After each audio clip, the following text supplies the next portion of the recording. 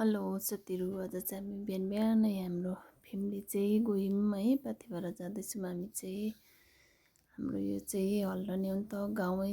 तपाईँहरू म घरैबाटै भिडियो बनाउँदै जाँदैछु नि त है। हामी चाहिँ पाथिभरा जाँदैछौँ। घर फ्यामिली चाहिँ हेर्नु सक्नुहुन्छ। बिहानै हिँड्यौँ हामी चाहिँ है। बाटोमा गाडी पनि धेरै रहेछ। यो चाहिँ हल्लने नै हो नि त हाम्रै गाउँ। त्यही भएर गाउँदेखि मैले सुरु गरेँ साथीहरू भिडियो बनाउनु है। तपाईँहरू हेर्नुहोस् होला। हामी पाथिभरा जाँदैछौँ आज। अन्त पाथिभरा चाहिँ तलनिर पहिला झरेर चाहिँ पूजा गर्नुपर्छ अरे नि त। बाटोको त्यहाँनिरै मन्दिर छ नि त, त्यहाँ पूजासुजा गऱ्यौँ है। नानीहरू भिड अब त्यत्तिकै यहाँनिर भिड रहेछ नि त। पूजा गरेर चाहिँ हामी चाहिँ त्यहाँबाट निस्केर लाग्यौँ उकालो है। उकालो चाहिँ पुरा उकालो छ नि त यो बाटो चाहिँ। पहिला पनि गएको हामी है। हामी चाहिँ सेकेन्डपल्ट गएको योपालि चाहिँ। अन्त उकालो जाँदै थियौँ। दिदीले लु यो ढुङ्गाको उयोहरू बनाउन भन्दै थियो नि त। अन्त म चाहिँ भिडियो बनाउँदै अगाडि जाँदै थिएँ। दिदीहरूले चाहिँ उकालोमा साह्रो पऱ्यो मलाई त हिँड्नु भन्दै हिँड्नुहुँदै थियो नि त। मेरो दिदी, नानीहरू, मेरो बुढोहरू चाहिँ पछाडि थियो है। म चाहिँ अगाडि जाँदै थिएँ। त्यहाँदेखि दिदीले चाहिँ लु हाम्रो भिडियो फोटो खिचा भन्दै थियो। म त फोटो खिचेको होइन है, भिडियो बनाउँछु अरे। लु न त म तिमीलाई निकालिदिन्छु अरे दिदीले। लु नि त मलाई पनि निकालिदिनु भनेर दिदीले चाहिँ अगाडिबाट भिडियो बनाउँदै हिँड्नुभयो है। हामी चाहिँ पछि बात मार्दै अब उकालो कट्नु पऱ्यो भन्दै जिस्किँदै रेला गर्दै उकालो गयौँ है। हामी चाहिँ सबैजना, हामी चाहिँ फ्यामिली चाहिँ हिँडेको नि त। अन्त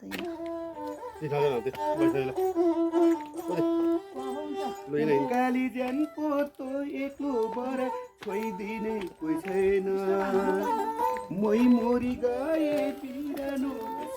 हामी चाहिँ पुग्यौँ मन्दिर है। मन्दिर बाहिरैबाट पूजा गरेर जानुपर्ने भयो। अन्त त्यही भएर चाहिँ यहाँ गुरुजीहरूले चाहिँ बाहिरैबाट पूजा गरेर आउनुपर्छ, बाहिर सकेर आउनुहोस् न भन्यो। अन्त हामी चाहिँ बाहिरै पूजासुजा गऱ्यौँ है। पूजा गरेर हामी चाहिँ फर्क्यौँ साथीहरू।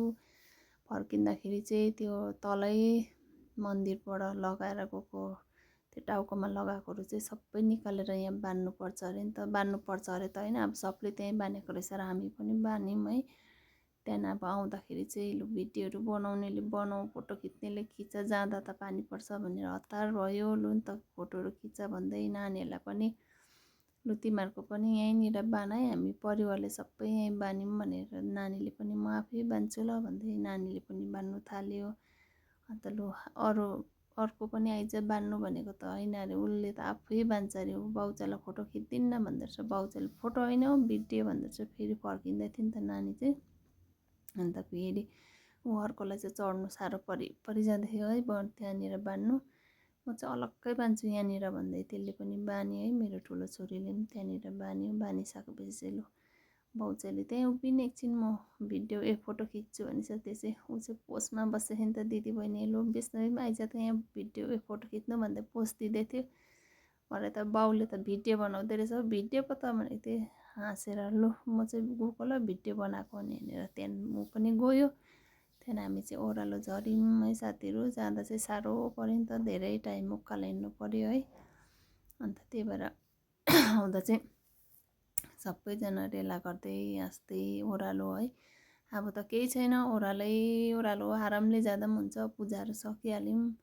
फोटो खिच्नेले खिच्छ, नाच्ने नाच भन्दै रेला गर्दै हामी चाहिँ आउँदै थियौँ। बाउ चाहिँ क्यामेरा बोकेर बसिरहेको थियो अगाडि। ऊ छोरी र निनी चाहिँ स्टाइल पार्दै थियो फेरि हो। हेर्नु सक्नुहुन्छ तपाईँहरू है।